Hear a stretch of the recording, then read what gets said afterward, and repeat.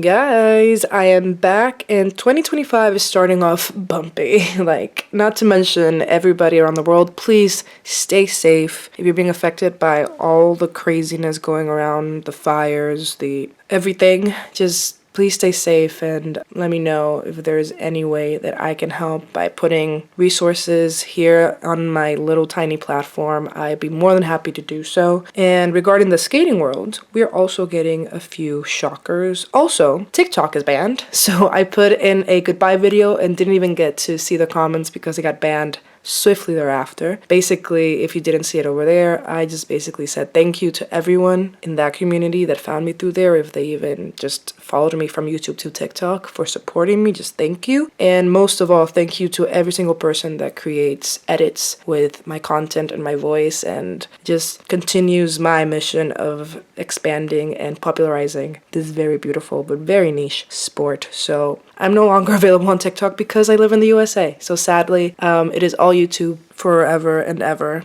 unless the ban is reversed. But regarding any figure skating news, right now everybody's just kind of having their nationals. Europeans is in a few days. The US nationals is literally tomorrow, from what I understand. Yes, the 20th. So there's not much to talk about. I mean, we did have Japanese nationals, and who you thought would win did win. Yuma Kageyama got first for the men's, and the light of my life, Kaori Sakamoto, got first for the ladies. We had Mao Shimada in second place and Wakapa Higuchi in third. And this makes sense. This makes a lot of sense to me, and I think it's very, I don't want to say predictable, but it kind of confirms where we thought everybody stood. There wasn't really any shockers. Another nationals that did occur, and now we have to pay attention to, is Russian nationals, because remember, the Hunger Games have been enacted, and Russia will be allowed to send one boy and one girl and choose a backup as well, one boy and one girl for each discipline. And if we look at the Russian nationals, which occurred back in December, the number one, who I kind of predicted is the strongest ladies right now in Russia, is Adelia Petrosian. In second place, we have a new face for me, who's a girl from Team Tutberidze, is Daria Sadkova. And I am really liking Daria Sadkova. There's something about her energy. She looks very happy-go-lucky. She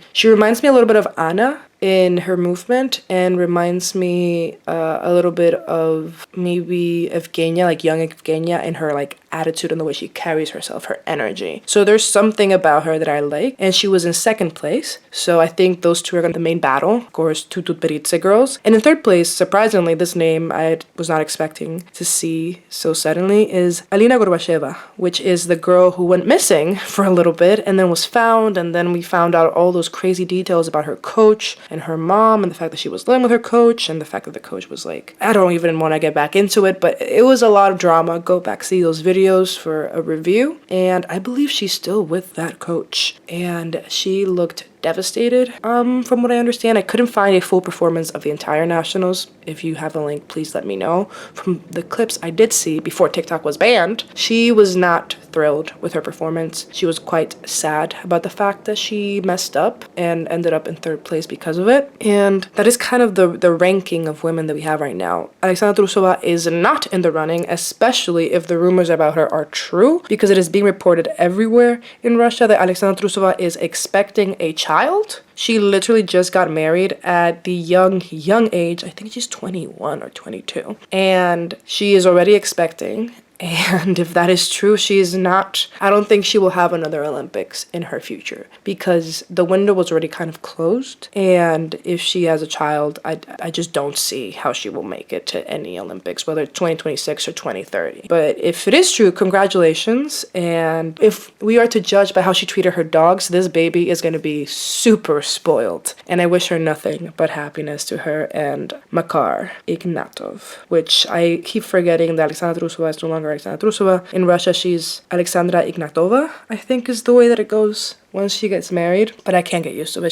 She will always be Trusova to me. Something which you guys may have noticed is that Sofia Akatieva is not on the podium. She was actually 5th at Russian nationals, and it's just so interesting to see because Sofia Akatieva is right now 17, and she was, remember, poised to be the next one after Kamila Valieva, who was gonna take over and win all the competitions just as Kamila had done, and that didn't happen. Why? Because Kamila Valieva after the Olympics became, there's a larger larger-than-life symbol for Russian pride and nationalism and everything. And so Camila's era extended. It didn't really end right after the Olympics, as we were kind of used to with these Eteri girls. It continued with full freaking force. And Sofia Katieva, unfortunately, was also plagued with injuries. And on top of that, the Russians were banned, so Sofia Katieva never had an international season. And now she's 17 and basically reaching the quote-unquote Eteri expiration date, and not only aging out, but not being at the same level as the rest of the Eteri girls, mainly Adelia Petrosian. So she does not on the podium. She's already 17, and she probably doesn't have a true chance at the Olympics because there's only one spot, unlike the other years where there were 3 spots open for the Russian figure skating girls. So it's just very interesting to see how quickly things change, and how, just like the machine that they are, there's another girl ready to take your place. And now it is a competition between Adelia Petrosian and this fresh new name, at least to me, Daria Sadkova. And those are the two that are going to be battling it out within the Eteri camp, on top of Alina Gorbachova and then Sofia Muravieva from Angel Plushenko, which there was some behind the scenes footage, and she did not take it well when she lost out on the podium and then ended up 4th. Like, there's full scenes of her just bawling in the hallway, and it's very concerning. Although I don't know if she would even qualify, because not only does the skater have to be,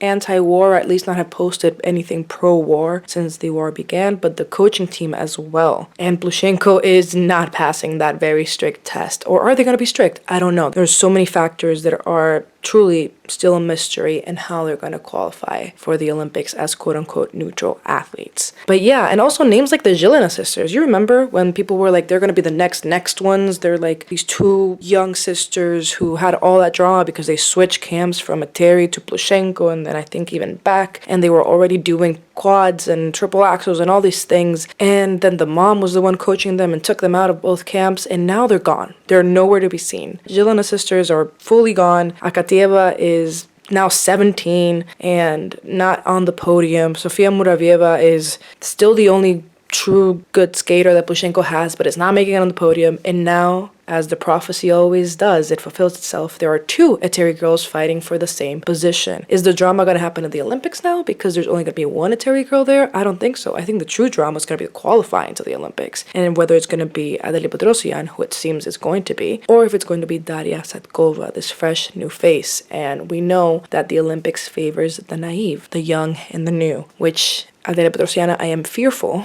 not only because she looks exactly like Zhenya Medvedeva, and that is not, nothing, but also she's the favorite. And the favorite usually doesn't get what they want if we are to go by the stories of Evgenia and Trusova and Camila. So I don't know if we're going to see the craziness at the Olympics this time, because there's only 1 girl there and there's not another teammate to snatch the gold medal away, which is what's been happening since 2018 Olympics, or if it's going to happen at the qualifying event. I do not know. Is one of the replacements going to have to come in and save it last minute, which I think is where the drama is going to happen? I do not know. But it's just very interesting to see that Sofia Katieva is all the way down in 5th place. Still a respectable place. She's still top 5. But she never really had her moment. She never really had her time to shine. And she's back, but she's not, I don't think, in contention for going to the Olympics. Another news that shocked me is the fact that Isabeau Levito revealed that she is heartbroken to say that she won't be able to compete at nationals, the US nationals this year, due to a foot injury, and therefore she has withdrawn. And this terrifies me, because this is a story I've seen too many times before, and I didn't like the ending. As we all know, a foot injury can be the beginning of the end, or it can just be a bump in the road. But the fact that it could be the beginning of a lot of injuries if she does not heal properly is terrifying. So I'm very happy that she did decide to withdraw and not skate with an injury, unlike some skaters have been told to do in Russia. So I hope that she just is able to fully recover and come back without any sort of lingering issues that could just get reinforced and grow to be worse if she doesn't take this time off. And hopefully, I'm really hoping that by the World Championships here in Boston,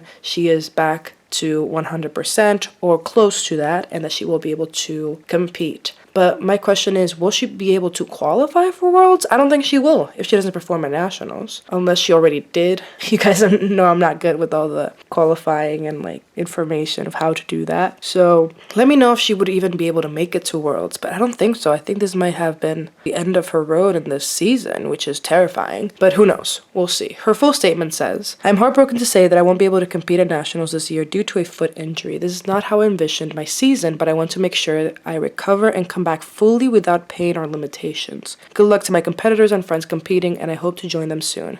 I don't know. I think this might be the end of her road for the season. And that is quite sad. But I am very, very happy and proud that she has taken the time off, because I would rather this just be a bump in her road and not the end of her career. So I'm sending all the love to Isabeau Levito and hope that she recovers soon and that whatever this injury is truly treated via physical therapy and rest. An example of how not to treat an injury, we can go to an excerpt by Aliona Kostornaia's documentary, where Aliona shared that when she was injured, Team Tutberidze actually reprimanded her for wearing a cast to the practice. Like, do you understand how crazy that is? The doctor told her, "You cannot skate, at least wear this cast, if you will." And the coaches were like, "Why the hell would you wear a cast and not let us know? Like, you need to ask us if you can wear the cast or not." The exact quote says, "They tell me that I don't work, but I can't do anymore. They'd say, 'You such a brat, and why are others doing it and you are not?' and so on and so forth. They sent me to train the triple axel, and on one of the last attempts, I entered it very badly. I fell, put my hands out, and heard a crunch. Not a crunch, but a click. It was painful and I cried.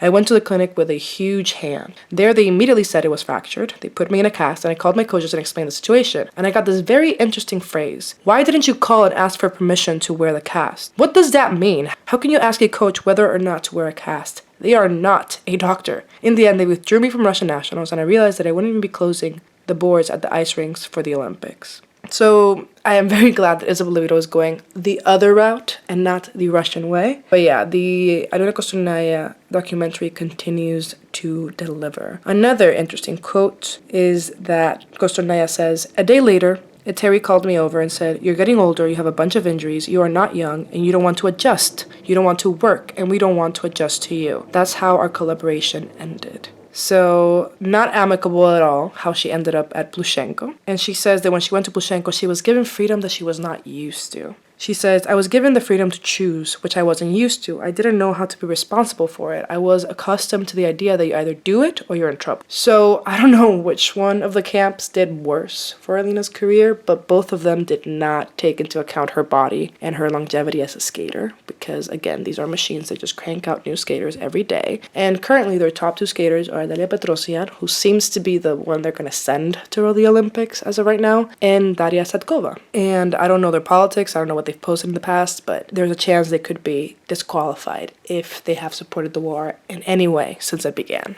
And yeah, that's basically what's going on right now. I know there's a lot of competitions happening, like today, Canadian Nationals is occurring, but I don't really follow the Nationals that way. I don't have the time anymore to do it, even if I did. So I will definitely put up a video for Europeans and for US Nationals. That is 100% happening. And later on, I will obviously do a video on Worlds, which I am attending, and I'm very happy because it is my first competition ever that I will be attending in person. Currently right now I'm working still on the Crazy Cold video. That one kind of slipped. It's way too long. It's like an hour, so I'm editing and we'll see. And yeah, that's all I got right now. I just wanted to check in and talk to you guys and see how you guys are doing. I know that the world is really crazy right now, but we will continue on, and I hope that my channel continues to be a place where you guys find solace and happiness and a little bit of an escape. So let me know if you have any opinions on the topics we talked about today. There are resources down below for all the atrocities that are going on and how we can help them. And I will talk to you guys later. Bye bye.